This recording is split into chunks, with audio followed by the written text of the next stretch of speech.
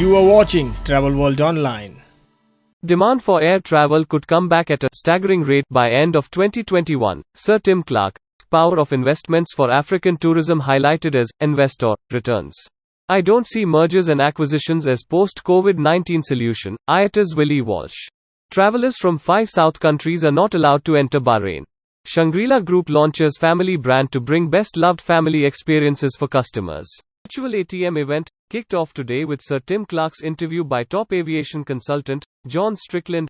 During the conversation, Sir Tim Clark, president of Emirates, gave a candid outlook about the recovery of the aviation industry. He said, well, the ideal situation, the utopian situation, is that the vaccine program beats the virus and in its many mutations, and that we are on top of that. Whether we'll get there, I don't know.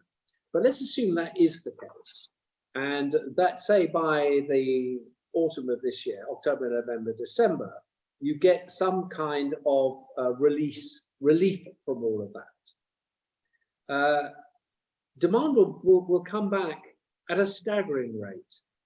It'll, of course, people like Michael O'Leary are going to say the low cost will do well, because they probably will. The low cost will benefit from intra-European travel, as that's his speciality. The US domestic market, the Chinese domestic market, they will grow at pace. International travel, on the basis of that scenario I've just suggested, will return in large numbers, and I don't doubt that at all. The problem will be twofold. One is the ability of the airline community to meet the demand when it comes, and two, rolling into the next scenario, is what is the conditionality of country with regard to access requirements? And that circles back to the point I was making about travel certification.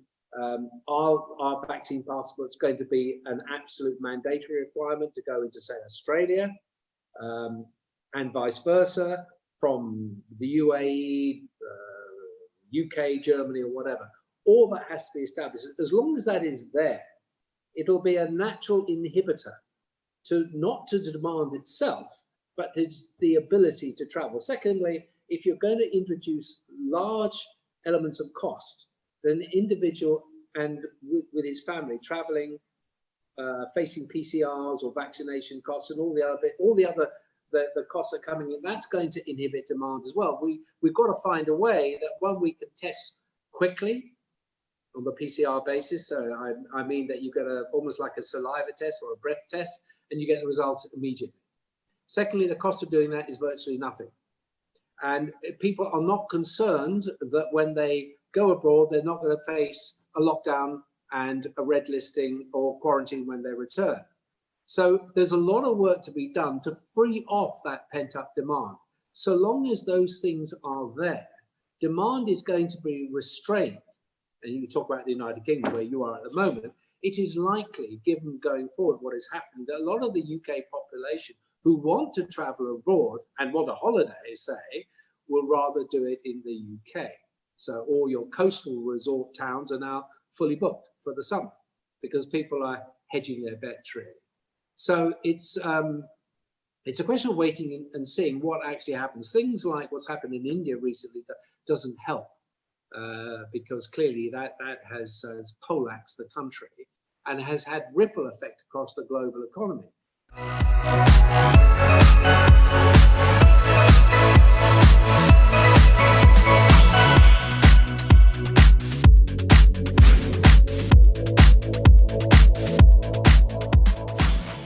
in response to a question regarding consolidation and the shape of the industry post-COVID-19, the International Air Transport Association's IATA chief and former British Airways CEO Willie Walsh said, well, I think the first thing we have to acknowledge is it will be a smaller industry because we're not going to recover all of the capacity. It's just impossible. You look at the number of aircraft that have been retired, and the scale of the layoffs and furloughs that have taken place. Airlines, even if the demand was there tomorrow, they cannot build back up to the scale that they were operating at in 2019. So it'll be a smaller industry. I think it'll be a more cautious industry.